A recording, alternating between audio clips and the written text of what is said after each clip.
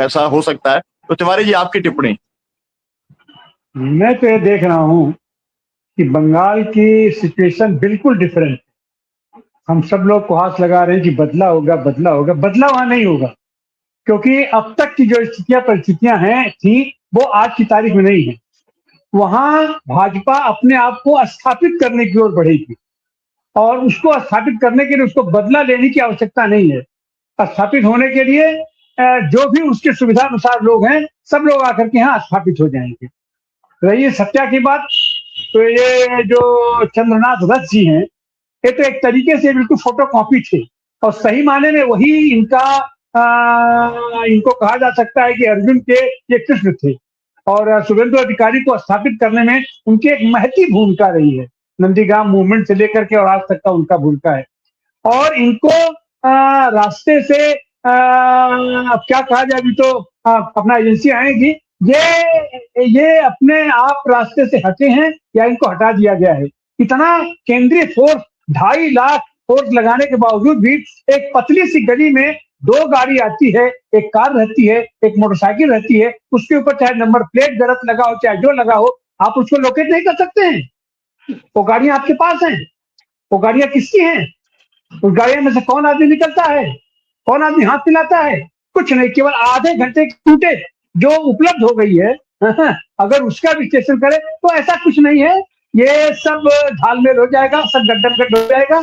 और कौन नहीं जानता है, पंडित दीनदयाल उपाध्याय अंतिम चुनाव हमारे जौनपुर से लड़े थे, हमारे इलाके से लड़े थे। हमारे इलाके के सारे लोग जानते, किसी से आप पूछ लीजिए उनकी हत्या क्यों हुई थी, कैसे हुई थी, बच्चा बच्चा बता देगा। लेकिन इतने बड़े वो पॉलिटिशियन का आज की तारीख तक, कांग्रेस थी, उसके बाद तो भारतीय जनता पार्टी तो कितनी बार आ चुकी है, और इनके आइकॉन माने जाते हैं, जहां तहां उनकी फोटो लगा करके, मूर्तियां लगा करके। तो ये लोग यही करते हैं, उनका केवल इस्तेमाल करते हैं, और बदला वदला नहीं दिया जाता है। यहाँ अपने आप को हम किस तरीके से स्थापित हो पाएंगे, हमारे स्थापन में कौन कौन किस हद तक मददगार हो सकता है, उसकी मदद दी जाएगी। और ये जो कुछ भी हो रहा है, खास करके बंगाल में, और लोग और जगह की तो बात हम अलग करेंगे, पंजाब ये बंगाल इनका नए तरीके की प्रयोगशाला हो रही है। और ये प्रयोगशाला गुजरात से अलग हट करके, गुजरात मॉडल से अलग हट करके यह एक नई प्रयोगशाला इनकी बन रही है, जिसमें स्थापन की, अपने आप को स्थापित कैसे किया जाए, उसकी ये प्रयोगशाला होगी, उसकी एक कार्यशाला होगी, और वहां पर व्यापक पैमाने पर यहाँ काम किया जाएगा। और हम तो यह भी देख रहे हैं कि वह जो इनकी इमेज है कि कितना मुसलमानों के खिलाफ और मुसलमानों का दमन करेंगे, वो करेंगे, हो सकता है कि वह काम भी यहाँ न हो।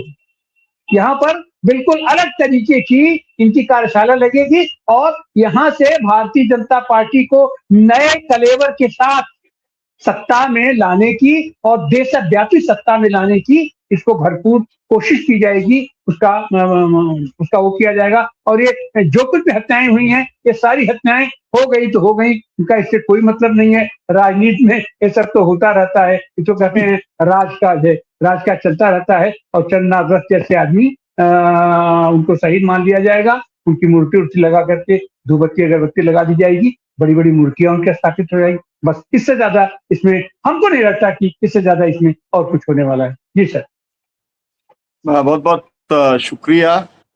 हम चाहेंगे कि जो भी हत्यारे रहे हैं, क्योंकि हत्या कोई भी हो जो है वो गलत है, हत्यारों को पकड़ा जाना चाहिए, कानून को अपना काम करना चाहिए।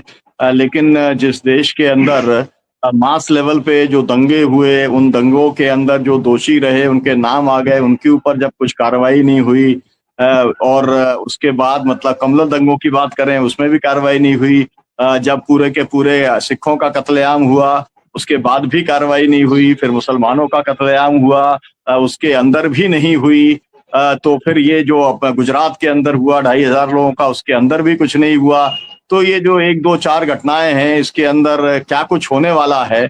लेकिन जो भी लोग कानून को मानते हैं, जो भी लोग संविधान के राज्य को चाहते हैं, उनकी अपेक्षा तो ये बराबर बनी रहेगी कि भले ही शुभेंदु अधिकारी जो है वो हमारे राजनीतिक, हम उनके विरोधी हों, लेकिन उनके आसपास कोई भी अगर था और एक किस्म का पैटर्न है, और फिर एक ये भी एक सवाल उठता है कि अगर आसपास जो आता है वो मार दिया जाता है, तो अब तो उनका पीए बनने से भी लोग डरेंगे।